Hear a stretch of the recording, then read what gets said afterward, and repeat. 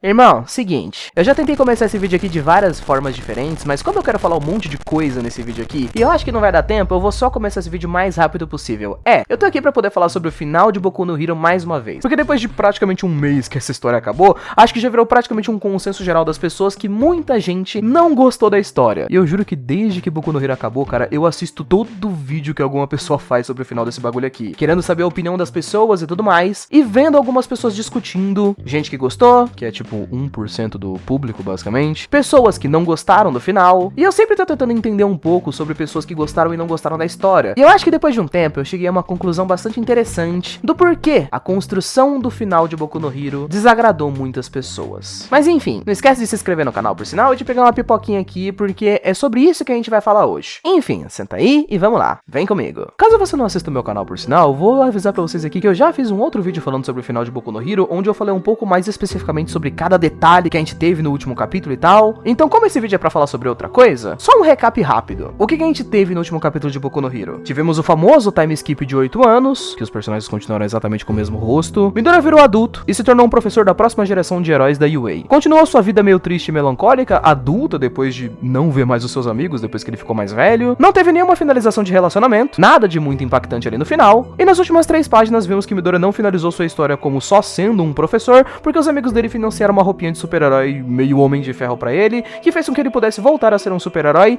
e... é isso. Meio que isso no geral, né? Tem um detalhezinho aqui e ali que pode ter ficado um pouco mais solto do que isso, mas em geral, foi isso aí, o último capítulo. Em geral, o que nós temos no final da história é isso. Satisfatório pra algumas pessoas, não satisfatório pra outras pessoas. Só que sabe um detalhe muito curioso que eu tava dando uma olhada, tipo, depois que a história acabou, que muitas pessoas fizeram vídeos, reações de vídeos e tudo mais? Uma coisa que eu percebi, jovens, eu dei muitas olhadas em reacts de pessoas, jovens, que não tinham achado o final da história tão ruim assim. E eu percebi que muitas pessoas que gostaram das ideias de como a história terminou, dos conceitos de como a história teria terminado, são geralmente pessoas que não leram a história até o final. Eu fui pensando um pouco mais nisso, pensando e desenvolvendo algumas ideias, até o ponto onde eu cheguei nisso aqui, construção de ideias. Eu acho que esse é o problema principal que estragou o final de Boku no Hero. Mas primeiro vamos dar um exemplo para poder explicar para vocês o que eu acho que é mais ou menos esse conceito aqui, tá? Então vamos lá. Me empresta um pouquinho da sua imaginação e imagine aqui comigo que você tá criando uma história. E você quer desenvolver nessa história um romance, ou algum tipo de arco específico que você quer que as pessoas comecem a imaginar o que vai rolar depois. Você começa basicamente a fazer uma construção, não é? Se você vai fazer uma história de romance, por exemplo, você começa com os personagens se encarando ali, interagirem entre si pra virarem amigos, você começa a mostrar um interesse afetuoso um pelo outro, de forma que vai evoluindo gradativamente ali na história. E que é claro, quando as pessoas começarem a perceber que essa construção está sendo feita, elas obviamente vão esperar que exista uma conclusão no final. Seja daqui a 20 capítulos, 50, 100 capítulos,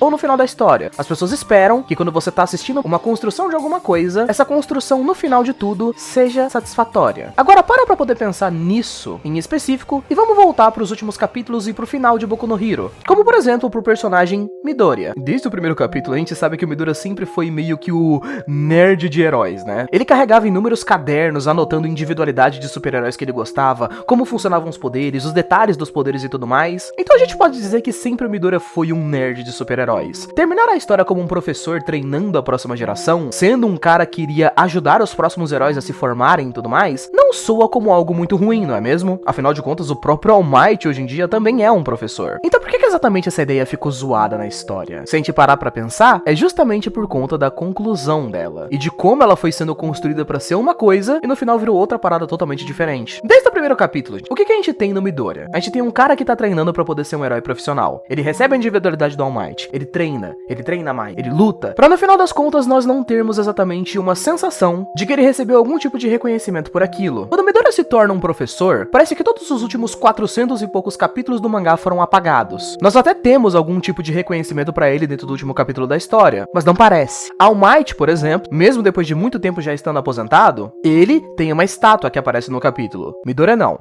Ele não tem nenhuma. Na realidade, minto. Ele tem uma pequena estátua que aparece junto com todos os outros membros da sala da turma do primeiro ano. O que é muito engraçado a gente pensar que, tipo, a estátua que a gente viu, ela apareceu bem pequenininha do lado do pezinho dele ali, e ela tá com todo mundo ali do mesmo tamanho. Midoriya, que lutou contra os maiores vilões ali, ó, tá ali no mesmo patamar do Mineta. Totalmente satisfatório para as pessoas lerem isso, né? Outros heróis aparecem em entrevistas, em noticiários, em jornais, em trendings, mas o Midoriya não. Parece que as pessoas esqueceram dele ele depois de todas as coisas que aconteceram, né? Afinal de contas, depois de 8 anos. E até mesmo como conclusão de ideias simples que foram desenvolvidas nesse capítulo, por exemplo, a gente não tem lá coisas tão interessantes, como eu tava vendo o vídeo do Narrativando falando do final, por exemplo, onde eu lembro que eu fiquei super pilhado com ele falando como seria interessante, por exemplo, mostrar uma cena do Midoriya como professor treinando os alunos da nova geração, mostrando que mesmo que ele esteja sem individualidade hoje em dia, ele ainda foi um herói profissional e tá aposentado, e ele é um profissional na luta. Afinal de contas, né, o próprio Miro de Boku no Hero, por exemplo, já foi mostrado sem superpoderes, tancando um cara com superpoderes e desmaiando um monte de heróis profissionais no soco. Por que o Midoriya não poderia ter sido mostrado forte, assim, sabe? Treinando os alunos respeitando ele, pensando, caraca, ele ainda é muito forte e tal,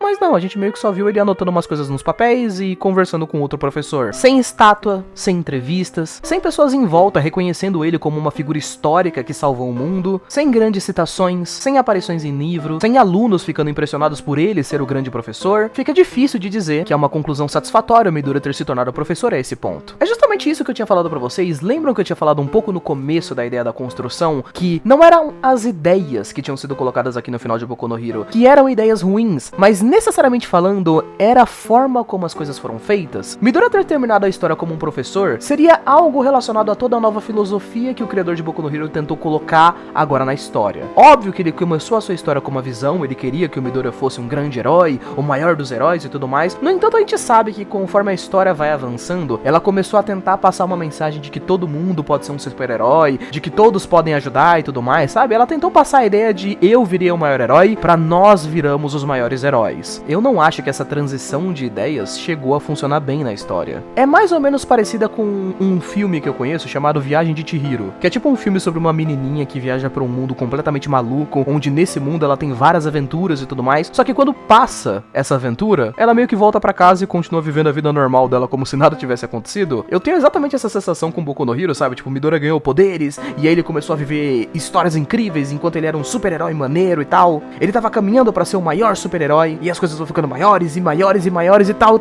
e aí de repente acaba, e ele volta pra realidade. Ele vira um professor e segue a vida dele como se nada daquilo tivesse acontecido. Ele não tem mais contato com aqueles amigos que ele tinha antes, ele não tem mais muito contato com aquele mundo que ele tinha antes, ele é só um professor que segue, entre aspas, satisfeito com a sua vida. Claro que eu também poderia dizer pra vocês que toda essa filosofia de que qualquer pessoa pode ser um herói é mentira, né? Mesmo que o criador da história tenha tentado desenvolver isso daí nos 45 do segundo tempo da história, a gente pode dizer que ficou uma porcaria. Até porque, diga-se de passagem, qualquer pessoa pode ser um herói. Mas a partir do momento que o pessoal comprou uma roupa de super-herói pro Midoriya, ele desistiu na hora de ser um professor, porque o que ele queria mesmo era lutar contra os vilões. Quem se importa em treinar a próxima geração e tal? Não, ele claramente não tava feliz com isso. Na hora que ele recebeu a proposta, ele rapidamente foi lá e virou herói de novo. Sacam como a construção é meio esquisita? Se a ideia era fazer o Midoriya sendo feliz sendo um professor, não era pra ele ter terminado sendo um professor? Por que ele teve que voltar a lutar contra os criminosos e tal? Ele não tava bem treinando a próxima geração? Porque o que deu a entender no final é que não, ele tava esse tempo todo triste e só agora que os amigos dele colaram e ajudaram ele, agora sim ele tá feliz. Eu cheguei a falar no último vídeo onde eu falei sobre o final, coisas que me desagradavam bastante a respeito do final, né? Tipo, a coisa dele não encontrar os amigos dele. Eu vi que muitas pessoas falaram, jovens, nos comentários coisas como: ah, Link, é normal na vida adulta você não ver mais tanto seus amigos, porque você passa muito tempo trabalhando.